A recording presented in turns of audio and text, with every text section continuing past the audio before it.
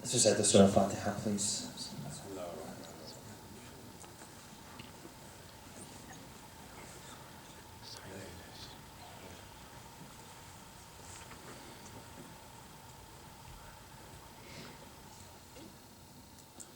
أعوذ بالله من الشيطان الرجيم بسم الله الرحمن الرحيم والصلاة والسلام على أفضل الأنبياء والمرسلين بعد الخلافة أجمعين سيدنا وسندنا وشفيعنا مولانا وحبيب قلوبنا أبي القاسم محمد اللهم صل على محمد وعلى بيته الطيبين الطاهرين المعصومين المظلومين الذين اصطفاهم الله أجمعين. أما بعد فقال الله تعالى في محكم كتابه الكريم وقوله الحق وهو أصدق الصادقين.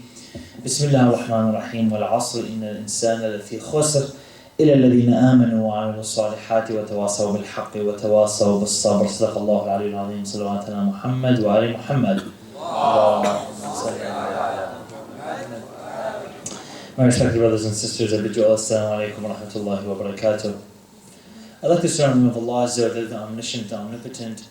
All praise is due to Allah for giving us the ability to exist. Yesterday we started a discussion with regards to the idea and the concept of human growth and our reality and the understanding of the world, and we said that the human being used to have a notion and an understanding that they were the center of the whole universe. Everything was rotating around us, that we were everything that the world has already known. And as time progressed and moved on, we started to slowly realize that no, there's a different notion out there.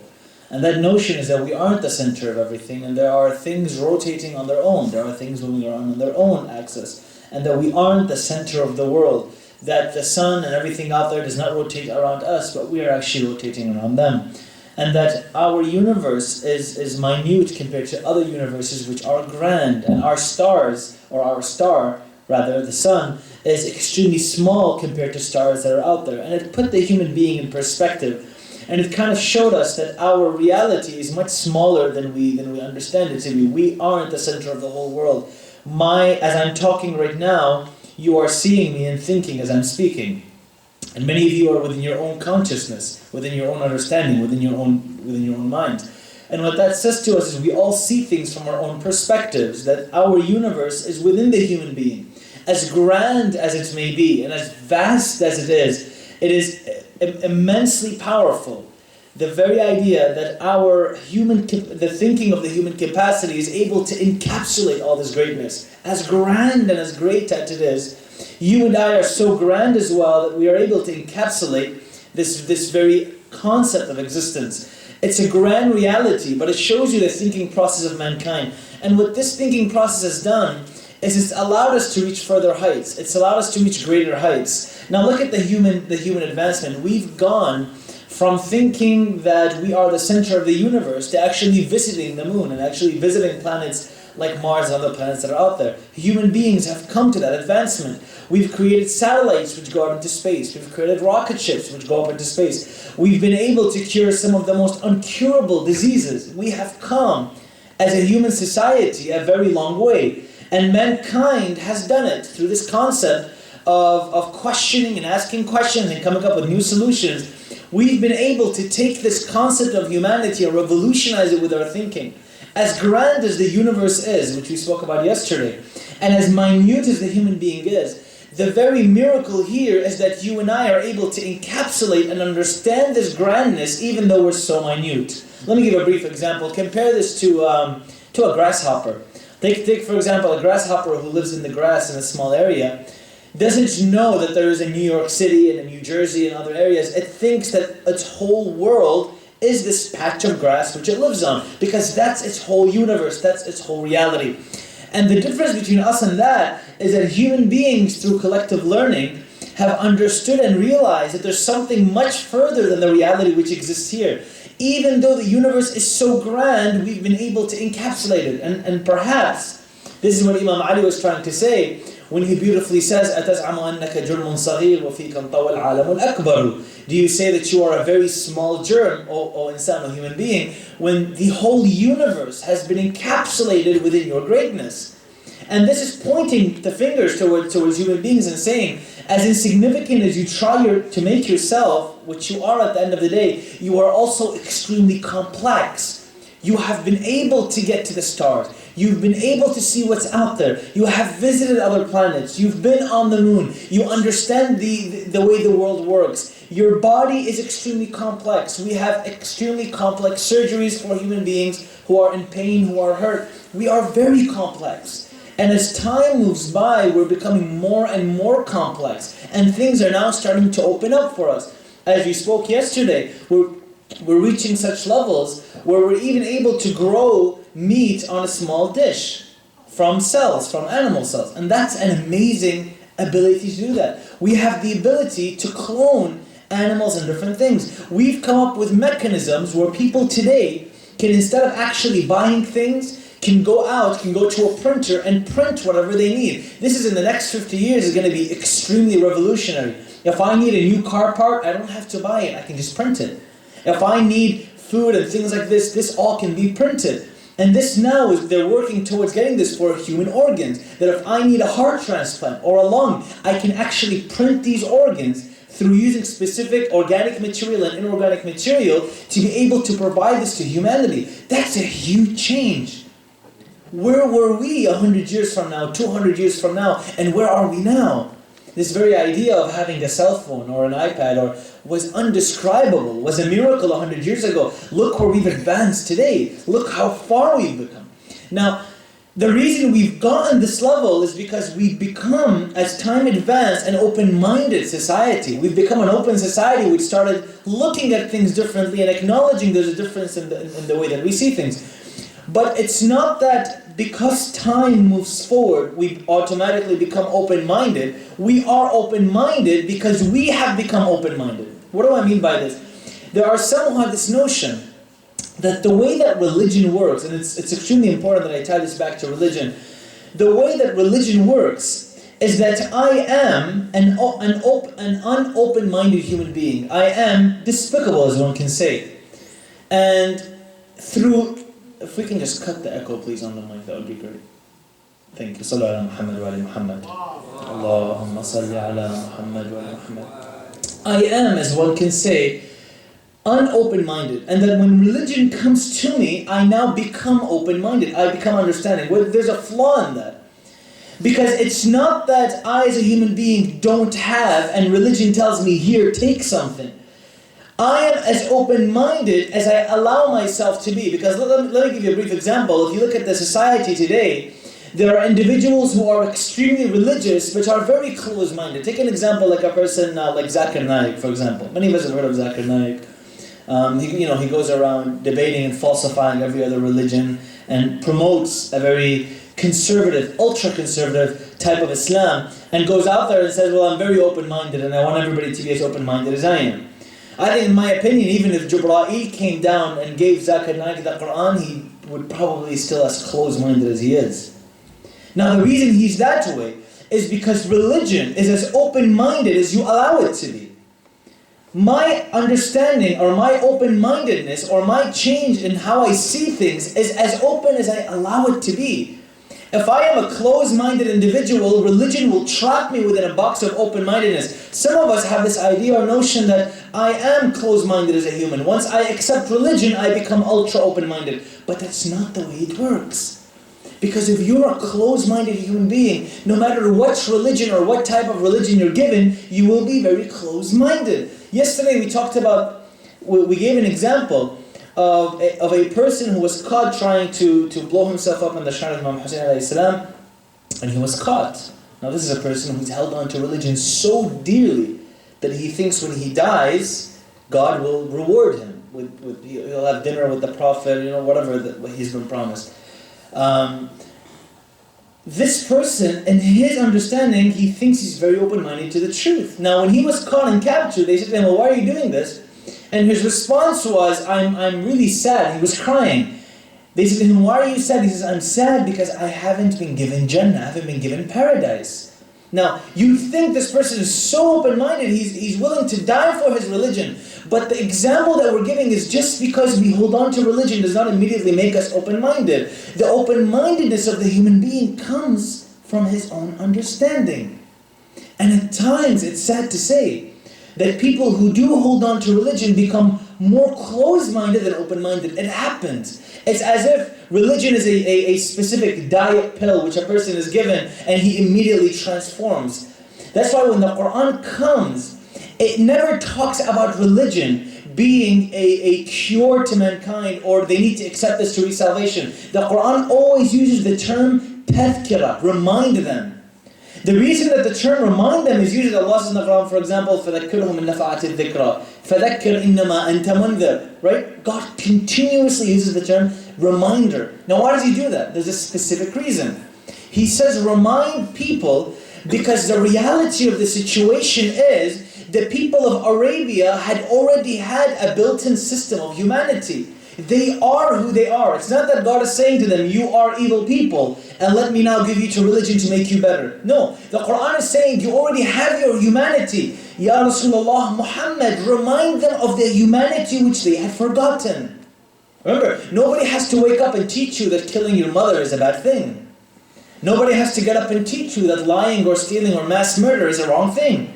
Nobody has to teach you that dropping bombs on countries is a bad thing. We all accept it's morally evil. There's a built-in system of morality that insan has. What religion does is it stabilizes it and it doesn't allow it to move, which is a great solution. Now we'll talk about the setbacks for that in just a second. But the Quran clearly states that insan himself has got a built-in reminder system. And what Islam does is it simply reminds for what they have forgotten. And what I'm trying to say here, at times we make it seem as if by simply accepting or becoming more religious, quote unquote, I become a great human being. But that's not the reality. I know myself, and many of us probably know, and if you look at the situation of the world, there are many individuals who hold on to religion and in the name of religion have caused so much killing, bloodshed. Look at, for example, the Crusades, the Christian Crusades. Christian Crusades are an interesting example of a group of people who thought they were so religious or holding on to religion that thousands of people were killed in their name. That's a great example, a Christian crusade. In the name of Christ and Christianity, people were killed. And even if you ask the Pope today, a lot of the times they condemn these killings. What am I trying to say with this? What I'm trying to say is open-mindedness stems from within our humanity. My humanity stems my open-mindedness. And the very idea that simply because I accept religion I become open-minded is kind of a flaw because we see around us many individuals who are religious but very unopen-minded. But what I'm saying is we need to tap into our humanity before we tap into the second source, because there's a humanity in us before there is a religion. When the messenger came, and I always relate back to Rasulullah because I find he's to be a great example of the way we see things, his open-minded reality allowed him to see the people for how they were and who they are. Allowed him to understand the people in his society and move with them. Look at a person like, a brief example, look at a person like Abu Dhar al-Ghifari. Abu Dhar al-Ghifari was a man who was a bandit. His Bani Ghifar were known to be the highwaymen, they were the bandits. If somebody stopped by Bani Ghifar, they were ready to get mugged. It's almost like going to Chicago or Detroit, kind of very similar. If you go to Detroit at maybe like 11, 12 o'clock at night, you're asking to get mugged. You have to be very careful. It's not because I'm blaming anybody in specific, but it's because we've set up our societies to be that way. It's a sad reality. Now, Abu Dhar al-Ghifari came from Bani Ghifar, and he was a man who was not into religion at all. He wasn't a Muslim by any chance, but he was a free-thinking human being. There was no code of practice that he followed, but he was a free thinker. And at that time, one day, Abu Dhar was standing, and he saw a fox come right by the statue, Manat, that Bani Ghifar used to worship.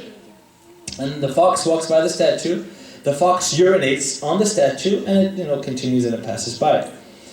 And Abu Dhar sees this and he's like, man, this is interesting. I've never seen something like this before, because I'd always thought that these statues were the gods of gods. They were the greatest things that ever existed. I mean, just to kind of give you the way these people thought, is they would literally make statues of dates, and then they'd worship their gods the whole day. When the sun came down and they were really hungry, without anybody looking, they would kind of pick the dates and start eating them. Actually, Umar ibn Khattab narrates this. He says, there are two things I regret. One thing I laugh at, and one thing that I cry at. The thing that I cry at is I buried my daughter. And the thing that I laugh at is we used to make gods out of dates, and we would eat those dates when we were very hungry. That's the thinking pattern that these people had. So Abu Dhar is standing there, he's looking at the statue of Manat and he's thinking to himself, this is really interesting. And as he's standing there, he comes to some sort of epiphany. People are seeing him, they're like, Abu Dhar, what's going on? You're changing. And Abu Dhar was part of a highwayman, he's kind of part of a bandit group. This guy probably mugged people here and there. And that's the way that things had worked back then. When he saw the messenger and he saw this reality and this change, he started thinking to himself, there's something wrong. And all of a sudden what happened is he looked at the people, he said to them, I've become a Muslim, I'm following the religion of Muhammad. They said to him, why? He says, because of the fox that's urinating on the statue. Excuse me? What does the fox have to do with you becoming a Muslim? He says, yeah, the statue that allows a fox to urinate on it, which can't even help itself, how can it help Abu Dhar? And Abu Dhar at that point realizes, wow, there's something really different about the system. When he went to the Messenger of Allah, as you know, Abu Dhar is one of the closest companions of the Messenger of Allah, Muhammad. Not only that, but Abu Dhar and Salman had a different style of preaching. Abu Dhar was very outspoken. The Messenger would tell him, Abu Dhar, take it easy. Even numerous times in Mecca, he was hit and he was struck, he was beat up by the people who were there because he was very outspoken, he was extremely passionate. What I'm trying to say here, the open-mindedness of the Messenger of Allah, of a man like Abu Dhar who had even no religion, the open-mindedness is great. To be able to challenge what I have and to change my system is a very interesting change. Let me kind of relate this back to our community, specifically Dearborn community. There's an interesting book written by Dr. Liaquat Taqim, and he talks about the Muslim community specifically in Dearborn. And he dates the oldest person to be here. Of course, the person was a Lebanese. I think he was talking about the year 1904. That's how old the first Muslim settler here was in this very city. And he talks about the reasons that happened is because there was, of course, a strong revolution when it came to the economy, and people were here for work and et cetera, et cetera. And when the community was here in the beginning, and Dr. Taqim talks about this, and even around the world, within the 1950s and 60s, specifically even in the 40s and I think even up to the 80s, the Muslim community really had no identity. Muslims, specifically like in areas like Iraq, Lebanon, many different countries, had no identity. We were mixed in with the Communist Party, with the Ba'ath Party, with the different groups which were there, and the Muslim society had no identity. This very idea of religiosity that we hold on today, the very concept of wearing hijab or not drinking alcohol, not taking drugs, these different things, or no sexual indecency in our society, or even this very idea how we're sitting right now, the females are on this side and the males are on this side. This was unknown to the Muslim community in the 50s and the 60s. It was never there. Matter of fact, that was the biggest struggle of Marja'iyah, specifically within Iraq, is they were fighting an extremely liberal group where people had no Muslim identity. Even within Dearborn, it was this way. And that's why when we talk about, look for example, as Sheikh Shirley, when he first came to Dearborn was kind of split into two groups. One group was the very religious group, and the second group, not split that way, but there was a very liberal group and very conservative group. And the goal there was to try to bring the liberal group more over to the conservative side, because there were issues which were there. I'm not saying all the conservatives are this way, everybody's kind of different, but the issues that were here was sexuality was rampant, and this is all over. The Muslim community at large in the world had no idea of religiosity. This isn't only Dearborn, but across the world. And that's why in the 80s and 90s and up till today you see Marja'iyah is very strongly established, because it's kind of taken the forefront of bringing religiosity back to the people, because we saw what happened in the 50s and the 60s. This wasn't prevalent. And what people had to do, this is where you see the influx in Pakistan and in Tanzania and in India of people coming to the religion of Islam around the time of the 70s and the 80s, because all of a sudden religiosity started changing. And what happened is people became human enough, specifically Muslims, who had the system of Islam, became human enough where they were able to ask themselves questions and say, am I able to challenge my own understanding and my own thinking to change the way that I am for the better? Take a look at a country today like Pakistan. Pakistan has a huge amount of people who are Shi'ia, who came from Ismaili Sunni to Shi'ia. Take a look at, for example, a country in East Africa like Tanzania, where there are millions of Shi'as who live there. Huge amounts of Shi'as. Many of these people migrated from India to East Africa on the very basis of them being persecuted as Muslims. What had happened in these different parts of the world is people became human enough to ask themselves basic human questions. And that's why you see in the 80s, the Iranian revolution started. Then Imam Khomeini's revolution started. That wasn't only happening in Iran. Now what happened in Iran was drastic. But what started happening all over the world was an even bigger change. People started becoming true to their humanity. They were, as we can say, human enough and strong and brave enough to say to themselves, something doesn't make sense about the system that we're living in today, and we need to change it very quickly. Now don't get me wrong, the system of Islam existed back at that time. What had happened was that it wasn't established the way that we see today. A lot of culturalism has been inserted into religion and was extremely distorted. So what had happened was there was a change in understanding of reality. And if it wasn't for those people, now believe you me, if it wasn't for those people who were human enough, people who may be in the areas of India who then later migrated, if they weren't human enough to ask themselves basic human questions, and then overcome their biases and their fundamental understanding of the way things work, we would have never been in the area where we are today. We are the culmination of everything that's been happening. And what I'm saying today, is that maybe, perhaps, there has to be a second enlightenment where we now start to also understand and question the things that are happening today. Let me give a basic example of this, because I don't want to take too much longer. My dear Chef is here and I want to give him the podium.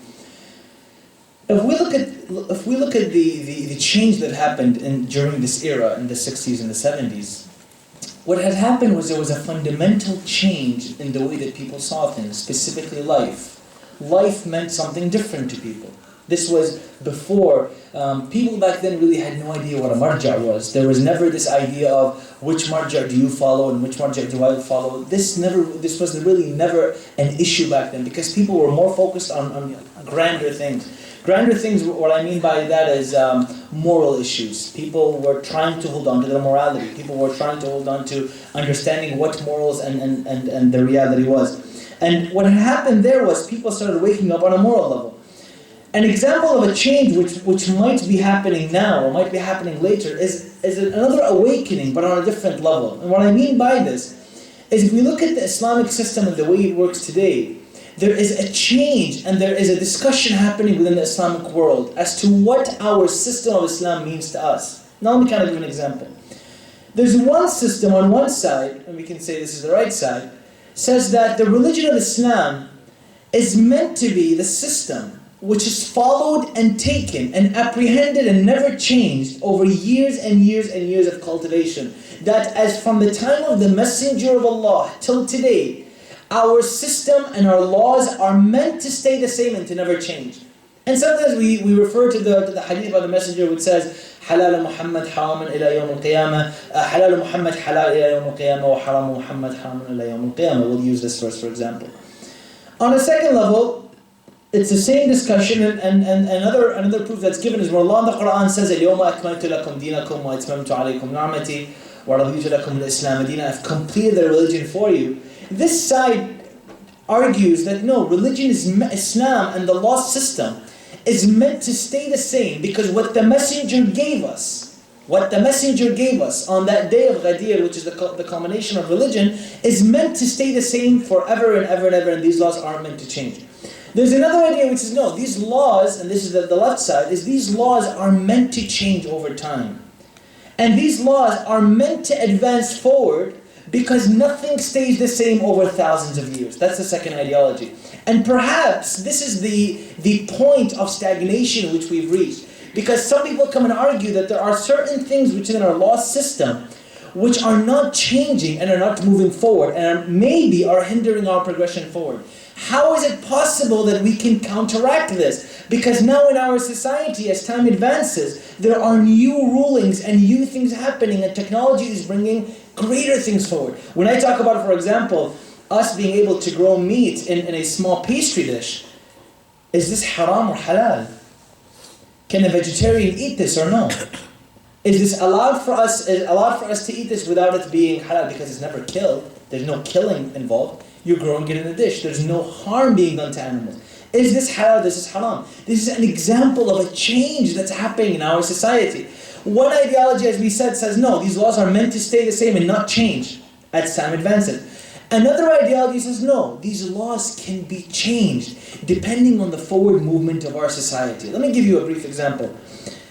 About 50 or 100 years ago, and a beautiful example to use here is the Islamic Republic of Iran, because I think they quite beautifully display this. About 100 or 50 years ago, the very idea of and this is very recent, about 25 to 30 years ago, the very idea of whipping an adulteress or stoning a homosexual has completely been removed from that society. Because the Islamic Republic realized that this might be causing a difference of opinion to the way people view us. And it went to such a level that they said, in a Muslim society, in our Muslim realm, we are meant to bring forward the best resolutions to issues. We have issues in our society. We are meant to come up with the best solutions to our issues. And this is an example of how a law might change in society. And they acknowledge that one issue which existed in that society is this very concept of homosexuality. And as we can see, it's rampant in our society also. And they thought to themselves that what could be the best solution to this issue from a very Muslim perspective? Because remember, Islamic law is not only meant to be where you follow this or you follow this, but Islamic law is meant to be where what's the best solution to my issue that I have today? The Islamic Republic realized that there's a high amount of homosexuality in the country. And as many other countries in the world, in America and many of our Middle Eastern countries, this exists. Because unfortunately in our Middle Eastern countries, it's completely suppressed, where there's no system of not expression, but no system of support. That if a person says, I am this way, they're immediately killed or removed or burned or stoned or whatever it may be. And that's a different discussion. Interestingly, what the Islamic Republic did is they realized these individuals need help. And according to the system of Islam, any surgery which requires transgender change is not allowed. It's not allowed. But today, the country with the highest amount of transgender surgeries is the Islamic Republic of Iran. And the government funds many of these things. They came to a realization that there is an issue and there is a solution. What's the best way for us to come to this solution? And this was found to be one of the solutions to the issue. Now this is a side example as to how one side says, no, these laws are meant to stay the same and never to be changed. Another side says, no, there are issues in our societies which are tackled. Is it possible to come forward and say there is a different solution to this issue than the one that's already existed? And I'll give another brief example. And I've used this example before, but it's quite an example. Because sometimes we forget that Islam is meant to be a system of thought-provoking inquiries. That we're not to be simply followers, but there's meant to be a thought system being provoked. We are meant to provoke our thought system. And what happened here is, over time, we've become so dependent, and we've lost this very concept of thinking about our problems, that we've become extremely dependent and ill-malleable. We're not able to change. We've become kind of concrete in one area, in one aspect. And what's happening is, over time, the society is changing. Now the question that we have here is, do our laws stay the same or do they move forward? Let me give another brief example.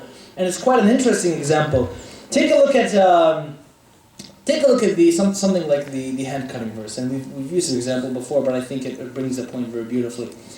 If you look at the system of Islam today, the system of Islam dictates that if a person commits a wrong action, his hand is meant to be cut by the fingers. From the fingers it's meant to be cut. Now, imagine we live in a society, and as we said, as time advances and science advances, we've reached conclusions whereby you and I can regrow hands. Organs can be printed at a time which is coming to us. Imagine that the law of cutting the hand which exists there, it's meant to be there for retribution. It's meant to be there for a specific amount of punishment for the person. It's meant to be for a change in society, and that's why the law exists. And very, very rightfully so. If this law, which is the law of the cutting of the hand, in my time, imagine that I reach a level where if I cut somebody's fingers, that person can now regrow his fingers. If that person, his fingers are cut, he can regrow them. And it's widely available. The verse that I have, which says to cut the fingers, does it still apply to that individual? Because if I'm seeking retribution or a change in society, every time I cut the person's fingers off, he can regrow them. And then there's no change in my society. Now what I'm saying here is when Allah in the Quran says, I've given you your law system, is He saying, I've given you one law which is meant to be applied over thousands of years? Or is He meaning to say that in the time of Rasulullah, there was the most perfect law system for those individuals? And God is promoting thinking that yes, many laws apply. But what about the laws where now I've got a different scientific claim coming forward? Is it possible? And this is the discussion that's out there between our scholars. This is the two point of views. Is it possible for me to say that this law might be changed in order for there to be a better solution in our society? Is that very possible? And that's a discussion that's existent. What I'm trying to say here is that Islam is not a stagnant pool of water. Islam is a flowing river. That's what Islam is.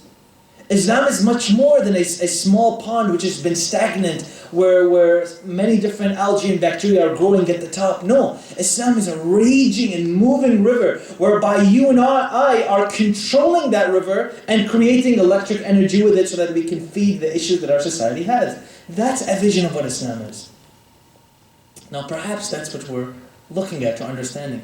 But this is a system of free thinking. Now some might be sitting here and thinking to ourselves, well, there are laws in the Quran which cannot be changed. How can we, or not that, but how is it possible that we go against what's been given to us? This law has been there for thousands of years. How can we go against it? What I'm saying is that how many of us are human enough to say that perhaps the meaning behind this is different than what we've seen? Maybe there's a different meaning. Look at our parents and our great-grandparents, our ancestors. Many of us come from lineages and descendants whereby our ancestors or parents might have not been Muslim, might have not been religious individuals.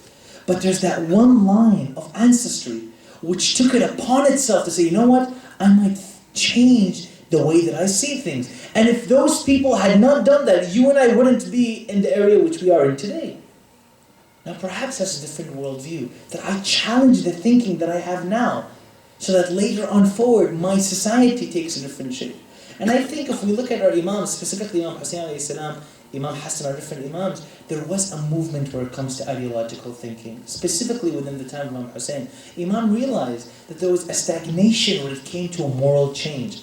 And that stagnation is existing today. But he realized there's a huge stagnation to this moral change. Instead of sitting back and laying back and saying, you know what, maybe in 10 or 20 years that'll change. Maybe in 30 years that'll change. I'll wait for the next group of people or next group of thinkers to come out and change the world. I'll wait for the next Muhammad Baqir al-Sadr to change the world. I'll wait for the next Mutahari or Khomeini to change the world. No.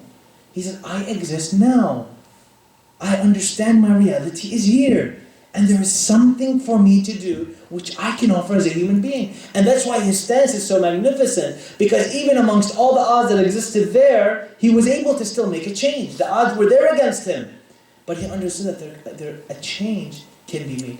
And if that meant that his sons and his family and his daughters and his sister are to be taken as captives, then so be it. If that's meant to be the price, then so be it. And the beauty of that is that as much as that happened, as much as his family was taken and killed and butchered, and he was on the sands of Karbala, Imam's movement till the end was, it doesn't matter. As long as I live as a free man, I am a free-thinking human being. Nothing chains me. Nothing grapples me. Nothing brings me lower. That's all that matters. Because he, in my opinion, one of the most beautiful things that he said was this. He says, I'd rather die as a free man than live as a coward. And that's a question to us. How many of us are free-thinking human beings whereby nothing chains us and we are able to think for ourselves? Because at the end of the day, we are what we think. We aren't what others think for us. We are what we think as human beings. I ask Allah Azza wa Jal to keep us on the path of Muhammad wa Ali Muhammad. Let's raise our hands and make dua together. There are many people who have asked us for our prayers. As you know, there are many people who are being killed walking to Imam Hussein alayhi salam. Others who are different parts of the world who need our dua. Let's just say Amin Jibu 5 times together in the loudest of voices. Bismillahir Rahmanir Rahim. Allahumma salli ala Muhammadin wa ali Muhammad. أمن يجيب المضطر إذا دعا ويكشف السوء أمن يجيب المضطر إذا دعا ويكشف السوء أمن يجيب المضطر إذا دعا ويكشف السوء أمن يجيب المضطر إذا دعا ويكشف السوء. Oh Allah, we ask you to keep us safe, Ya Allah. Make us leaders in our communities, Ya Allah. يا أرواح المؤمنين والمؤمنات والمسلمين والمسلمات نقرأ سورة مباركة الفاتحة تسبقها صلوات.